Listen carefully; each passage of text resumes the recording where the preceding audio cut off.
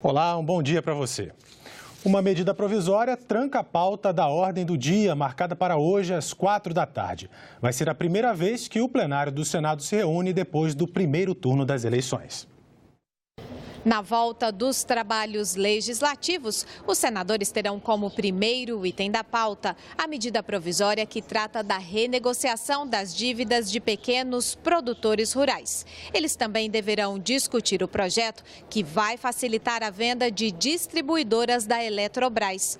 O plenário ainda vai apreciar 4 outras propostas, entre elas a que trata da validade de receitas médicas em todo o país. Por fim, os senadores deverão se manifestar sobre 7 acordos internacionais. Candidato pela primeira vez ao Senado, Eduardo Girão foi eleito pelo PROS do Ceará com mais de 1.320.000 votos. Em entrevista por telefone ao Senado Notícias, ele disse que vai trabalhar em defesa da família e no combate à corrupção. Nós vamos fazer esse enfrentamento do poder econômico querendo influir no nosso país. Nós temos que pensar nas pessoas humildes, nas famílias e também o avanço dessa operação Lava Jato que tiver ao meu alcance, eu farei, porque tem mais gente para prestar contas com a justiça brasileira e o povo está precisando saber que a justiça é para todos. Faltam só 20 dias para o segundo turno das eleições. Qual a análise do resultado da disputa entre PSL e PT? E como deve ficar o cenário da disputa presidencial? Depois de tanta expectativa para o resultado no primeiro turno, com um cenário indefinido ao cargo mais alto da nação, o candidato Jair Bolsonaro, do PSL, teve 18.700.000 votos a mais que Fernando Haddad, do PT. O historiador Antônio Barbosa faz uma análise do resultado. Nós tivemos uma eleição atípica com alguma possibilidade de comparação com a de 1989, mas agravada pelas situações vividas pelo país nos últimos anos. Então, na verdade, nós assistimos à derrota fragorosa das posições centristas. Nenhum candidato de centro conseguiu atrair o apoio da população e sobraram 2 extremos ideológicos. Para Barbosa, o que se observou na disputa presidencial no primeiro turno foi uma retomada de valores mais tradicionalistas. O país está visceralmente dividido e acredito que esteja também ocorrendo uma onda de conservadorismo, sem nenhum juízo de valor em relação a isso, uma onda que se manifesta na política, na economia, nos costumes. E creio que o que nós vimos nesse domingo foi exatamente a exteriorização desse quadro de radicalização ideológica. E agora, nos 20 dias finais para o segundo turno, qual deve ser a estratégia dos presidenciáveis? O PT, se quiser ter alguma possibilidade de sucesso eleitoral, ele primeiro vai ter que tirar a máscara do seu candidato, porque até agora ele, na verdade, verbaliza ser o representante de Lula. Isso não vai dar certo. Em segundo lugar, o PT, e nesse caso também Bolsonaro, vão ter que fazer algum aceno às posições de centro para que possam amealhar mais adeptos, mais eleitores. Esperidião Amin foi eleito com mais de 1.200.000 votos pelo PP de Santa Catarina. Em entrevista por telefone, ele disse que sua prioridade no Senado vai ser a reforma política. Eu estou no Senado 20 anos depois de ter deixado o Senado, no final de novo, quando fui eleito governador do Estado. E já assumia pela segunda vez o governo de Santa Catarina. Portanto, eu chego ao Senado, se Deus quiser. Primeiro, um grande compromisso com Santa Catarina, Estado que é um bom exemplo para o Brasil, mas que não é tratado de maneira justa. Temos déficit em infraestrutura, temos déficit no atendimento, especialmente do ensino médio. E estas questões são de importância nacional, infraestrutura, ensino médio, saúde. Eu pretendo fazer isso dentro do espírito federativo. Agora, o que eu mais pretendo colaborar para que o Brasil tenha é o prosseguimento da reforma política. A partir de hoje, vamos apresentar o perfil de cada um dos novos senadores que vão ocupar uma cadeira no Legislativo em 2019. Veja agora quem são os senadores pelo Acre, Alagoas, Amapá e Amazonas. A bancada do Acre vai contar com 2 novos senadores. Marilza Gomes, do PSDB, tem 41 anos, ensino médio completo. Entra como suplente de Gladson Cameli, que se elegeu governador do estado. Márcio Bittar, do MDB, tem 55 anos, ensino superior completo, formado em História. Ex-pecuarista, já foi deputado estadual e federal por 2 mandatos. Já na bancada de Alagoas, a renovação fica por conta de Rodrigo Cunha, PSDB, 37 anos, ensino superior completo, formado em Direito, já foi superintendente do PROCON, atualmente é deputado estadual. Na bancada do Amapá, entra Lucas Barreto, PTB, de 56 anos, tem ensino médio completo, é empresário, já foi deputado estadual e vereador. A renovação da bancada do Amazonas fica por conta de Plínio Valério, PSDB. Ele tem 63 anos, é jornalista e relações públicas, foi vereador e deputado federal. O senador mais jovem da legislatura de 2010 foi reeleito pelo estado do Amapá com quase 265 mil votos. Randolfo Rodrigues, da Rede, conversou com o Senado Notícias por telefone. No atual legislatura do Congresso Nacional, da Câmara e do Senado, pagaram um preço caro por terem traído a confiança do povo em muitos momentos, por terem tentado inibir a atuação da Operação Lava Jato, por tentarem aprovar projetos que protegem políticos e a cobrança da corrupção, por terem votado matérias contra os trabalhadores, notadamente como a reforma trabalhista e retirar direitos sociais básicos. Tem um preço caro que foi pago pela atual legislatura, pela atual composição do Congresso, pelos erros cometidos no período. Por isso, tem um recado claro que será a minha atuação política no próximo período. Está no Congresso Nacional a medida provisória que cria a Agência Brasileira de Museus. A instituição vai ser responsável por gerenciar os museus do país em substituição ao IBRAM, o Instituto Brasileiro de Museus. A MP, que foi publicada depois do incêndio no Museu Nacional, no Rio de Janeiro, gerou debates. O objetivo do governo é aperfeiçoar os modelos de gestão e de preservação do patrimônio cultural que estão nos museus do país. Diferentemente do IBRAM, que era uma autarquia, a nova agência é de direito privado, terá contratação pelo regime seletista, flexibilidade nas licitações, mas o poder de decisão ainda será do governo, que terá 6 dos 9 representantes no conselho da agência. As receitas virão de dotações orçamentárias e de doações. Mas a MP prevê ainda que 6% das contribuições sociais do SEBRAE sejam destinadas à ABRAM. A conselheira do COFEM, Conselho Federal de Museologia e professora da Universidade de Brasília, vê com preocupação essas mudanças. A pior situação é com relação à museologia, ou seja, é aquilo que a gente faz entre o acervo, o público e o museu. E aí não é nem só a exposição, que a exposição é o que a gente vê, né? Quando a gente entra no museu, a gente vê a exposição. Mas para uma exposição acontecer, o viés pelo qual um objeto vai ser comunicado ao público, como ele está ali exposto, como que, em que contexto ele aparece, ele afirma ideologias ou não, né?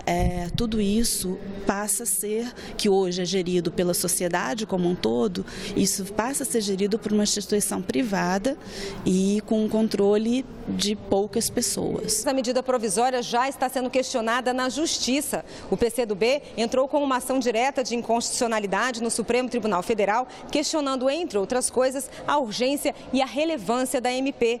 E o SEBRAE, que perderá com a medida cerca de 200 milhões de reais, também já anunciou que vai recorrer ao STF. Com 1.700.000 votos, Vanderlan, do PP de Goiás, foi o senador eleito em primeiro lugar pelo estado goiano. Em entrevista ao Senado Notícias por telefone, ele falou sobre as prioridades para o seu mandato. Tudo que for para gerar emprego e renda no nosso país, em especial no estado de Goiás, nós vamos estar apoiando. Para que isso aconteça, nós temos que fazer as reformas que já são discutidas no Congresso Nacional, como a reforma tributária, né? E também a proposta apresentada é a quebra de alguns monopólios que ainda existem no nosso país, né? Com foco na preservação do meio ambiente, um projeto do Senado quer que todas as sacolinhas plásticas, aquelas em que a gente leva as compras do supermercado, passem a ser biodegradáveis.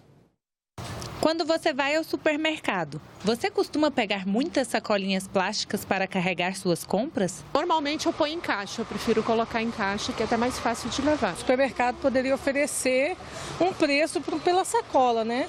Tanto fazer essa reutilização e oferecer para o cliente uma sacola com valor, 20 centavos, 10 centavos. E aí fica a opção do cliente, se vai usar a sacola pagando, né? O senhor Aldo evita ao máximo o uso de sacolas plásticas. Ele não quer causar desastres ambientais. É uma das maiores desgraças que tem. Você já viu, tem uma ilha no Pacífico só de plástico. De acordo com o Ministério do Meio Ambiente, no Brasil, aproximadamente 1,5 milhão de sacolas plásticas são distribuídas a cada hora. E muita gente não sabe. O consumo excessivo dessas sacolinhas causa um dano ambiental muito elevado. A produção delas acaba liberando gases tóxicos e o descarte de maneira incorreta entope bueiros, polui rios e mares, além de causar a morte de animais nesses ambientes. Um projeto do Senado proíbe a fabricação e utilização de sacolas plásticas com materiais não biodegradáveis. Serão permitidas somente as conhecidas como oxibiodegradáveis. No caso, os materiais não permitidos serão polietileno, propileno e polipropileno. Para o Ministério do Meio Ambiente, a solução para as sacolas plásticas envolve necessariamente a mudança de hábitos em relação ao uso deste item e a conscientização da população. É conscientizar o consumidor para esse impacto. Quando você, por exemplo, cobra pelas sacolas, você repensa nisso. Então, na verdade, é repensar o consumo. Então, se eu tenho... Vamos começar por aí. Se eu tenho que pagar, eu já não vou usar aquele tanto, uma para cada produto que eu estou comprando. A Graciele é um exemplo a ser seguido. Vamos se conscientizar, né, a cada dia, para que, né, o planeta não sofra tanto, igual está sofrendo, né? O especial Cidadania, publicado nesta terça-feira no Jornal do Senado, vai tratar de um tema que tem repercutido muito nos últimos meses: as fake news. Essas notícias falsas têm sido combatidas pelos meios de comunicação do Senado. Mais informações com o jornalista Márcio Maturana. Entre os efeitos colaterais da internet estão as fake news. Informações falsas disfarçadas de notícias reais com o objetivo de enganar a sociedade. Essas fake news vêm se tornando cada vez mais frequentes e acontecem com bastante frequência no mundo da política.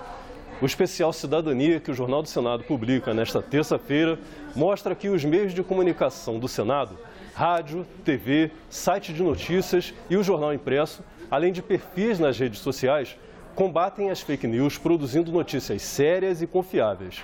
O repórter Ricardo Essing explica que, ao contrário da mídia comercial, que seleciona o que vai ser noticiado, o jornalismo do Senado faz a cobertura completa da atividade legislativa, sem filtros. A sociedade pode acompanhar os debates de interesse nacional e conhecer os projetos em votação, para cobrar a aprovação dos temas que considera necessários. O especial Cidadania é publicado toda terça-feira no Jornal do Senado, que pode ser lido na versão em papel ou em senado.leg.br/jornal. Deputado federal por 2 mandatos, Isalci, do PSDB, conquistou uma das 2 vagas para o Senado pelo Distrito Federal. Em entrevista à TV Senado, ele fala sobre suas prioridades como senador e faz uma análise do atual cenário político. Senador, queria agradecer a sua presença aqui nos nossos estúdios, dar os parabéns pela sua vitória, não é mesmo? E acho que a gente devia começar a nossa conversa mais ou menos apresentando qual é a expectativa do senhor na atuação parlamentar aqui no Senado. Bem, primeiro agradecer o convite, né? Aproveitar a oportunidade também para agradecer os nossos eleitores, agradecer toda a população que nos recebeu muito bem durante a campanha. E é um novo desafio, né? Eu fiquei 8 anos na Câmara Federal e acho que a minha eleição se deve muito à atuação minha na Câmara Federal, né? A gente conseguiu trabalhar muito, eu fui o parlamentar mais atuante aqui do DF nos últimos 8 anos e um dos principais também do Brasil. É evidente que eu tenho que reforçar aqui o papel principal do senador, que é a defesa do Estado. O Distrito Federal precisa retomar obras e investimentos. Nós estamos hoje em último lugar em termos de aplicação de recursos da União. Então, nós vamos atacar muito isso, principalmente na Comissão Mista do Orçamento. Como eu sou contador, sou auditor, já participei algumas vezes da Comissão Mista do Orçamento, mas essa é a nossa prioridade com relação a trazer recursos até para superar o número de desempregados que nós temos hoje. Brasília tem quase 350 mil desempregados. E perdemos muito também com a guerra fiscal. Eu acho que os governantes não perceberam que Brasília não é mais uma cidade administrativa. Nós temos hoje 3 milhões de habitantes, com mais quase 2 milhões em volta da região metropolitana. Então, precisamos investir em desenvolvimento econômico. E o objetivo nosso agora é esse, além de, evidentemente, fiscalizar o governo federal, fazer as sabatinas necessárias para o Banco Central, para as embaixadas, para o Supremo, né? Mas também tem uma série de leis que nós aprovamos, projetos de leis que nós aprovamos na Câmara e que agora estão no Senado. E que a gente precisa ter muito cuidado para aprová-los aqui o mais rápido possível. A sua atuação na Câmara dos Deputados deu ênfase à questão da educação, né? Eu estou na vida pública pela educação, né? Mas como eu sou auditor e contador, então participei muito do orçamento, da fiscalização e controle, da Comissão de Legislação Tributária. Então, a gente tem atuado em diversos ramos. Sou o presidente da Frente Parlamentar de Ciência, Tecnologia e Inovação. Eu fui secretário por 2 mandatos e mudamos completamente a legislação nossa aqui de Ciência e Tecnologia, né? Senador, agora o senhor também é presidente do PSDB regional aqui do Distrito Federal, né? A gente podia então conversar um pouquinho sobre essa conjuntura política. Como é que o senhor está vendo esse final desse primeiro turno? Como é que o Brasil está? Como é que os cidadãos estão tão polarizados, não estão? Qual é o clima que se tem? Qual é a expectativa do senhor para uma agenda e um clima do país a partir de agora, né? Porque essas eleições são muito importantes, né? Essa eleição foi muito diferente das outras. Essa eleição a gente pôde perceber claramente na população uma certa indignação, uma certa revolta e uma certa descrença, vamos dizer assim, com o sistema político, com os políticos. E a gente precisa retomar isso. O recado foi dado, né? Houve uma renovação muito grande. A gente percebe que os eleitores votaram mesmo para mudar. Você vê que políticos tradicionais perderam a eleição. Houve uma renovação muito grande, né? Inclusive aqui no Senado. O Senado chegou a 85%. Uma mudança significativa, né? E esse é o recado do eleitor. Nós queremos mudança. E, evidentemente, que os grandes partidos, os partidos tradicionais, perderam em função dessa opção pelo novo, né? Eu, apesar de estar já 2 mandatos na Câmara Federal, como vim para o Senado, e a gente prestou um bom serviço realmente como parlamentar, eu acho que houve o reconhecimento do meu trabalho. Por isso que a gente conseguiu essa vitória. E a possibilidade mesmo de dar andamento ao que foi feito lá, uma vez que todos os projetos que tramitaram na Câmara vêm para o Senado e vice-versa, né? Exatamente. A gente aprovou diversas leis na Câmara, aliás, algumas medidas provisórias, né? Que é Câmara e Senado, né? Eu fui o presidente da comissão que aprovou a reforma do ensino médio. Fui o presidente da comissão também que aprovou a regularização fundiária. A regularização fundiária atingiu aí metade da população de Brasília, metade da população do Brasil vive em áreas irregulares. A reforma do ensino médio, apesar da gente estar construindo a casa de cima para baixo, né? Eu acho que agora aqui nós vamos ter que investir muito na reforma da educação infantil, do ensino fundamental, incentivar a criação da educação integral. Eu acho que a solução para a educação passa pela educação integral, né? Então, o debate aqui vai ser muito. Além das reformas. Você sabe que as reformas são necessárias. A reforma tributária, ela é prioritária. A reforma política também precisa... A gente tem que ter uma certa prioridade para ela. A própria Previdência, né? Que é um assunto que ficou em suspenso. A Previdência também tem que ser discutida, né? Eu acho que vai ter muito trabalho aí pela frente. Agora, senador, é uma renovação do Congresso Nacional e uma pauta que não é nova, né? Reforma tributária é um assunto que o Congresso tem dificuldade de deliberar. Há quem diga que sem uma participação efetiva do Poder Executivo, certas reformas realmente não andam. Então, renovação no Congresso e pautas antigas. O que isso pode mudar no encaminhamento dessas matérias? Bem, vai depender muito agora, no segundo turno, para ver quem vai ser o presidente. Eu acho que o presidente da República tem um papel fundamental nas reformas. Eu acho que a iniciativa mesmo das reformas passa pelo Executivo. Se o Executivo apoiar, a chance de você fazer a reforma é muito grande. Se não houver interesse, ou se o presidente não priorizar as reformas, dificilmente elas vão andar aqui na casa.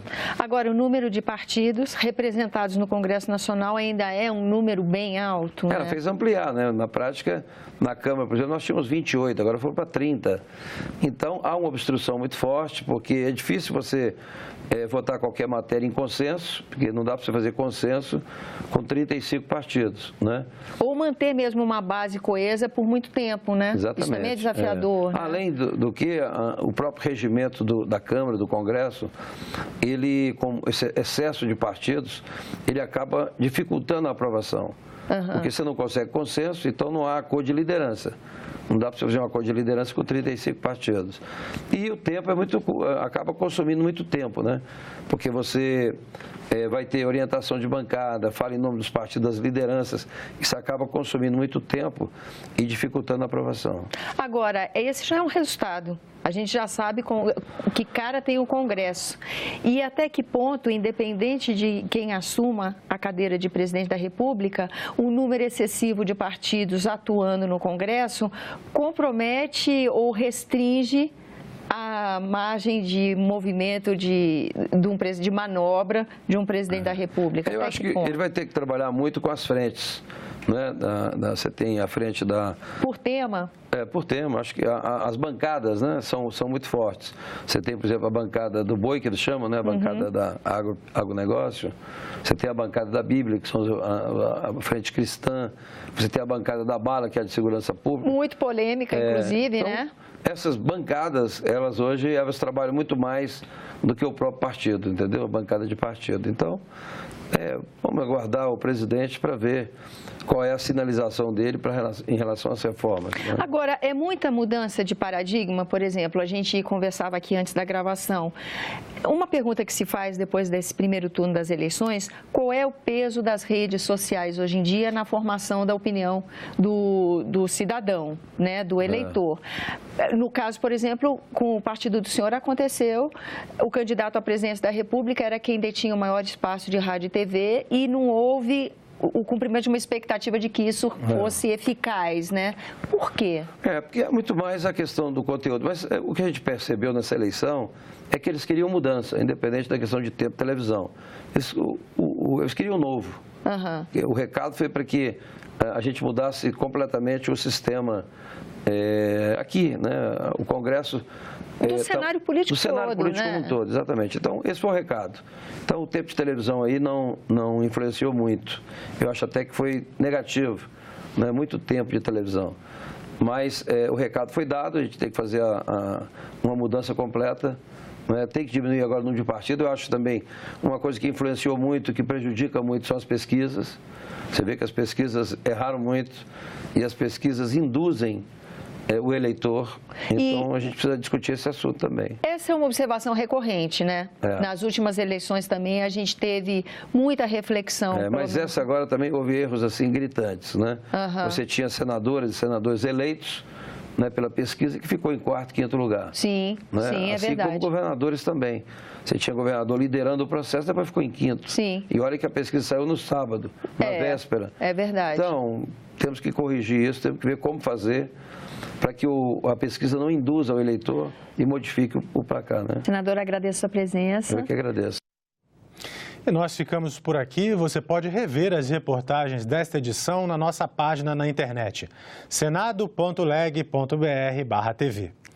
Muito obrigado pela sua companhia e continue sintonizado aqui na TV Senado.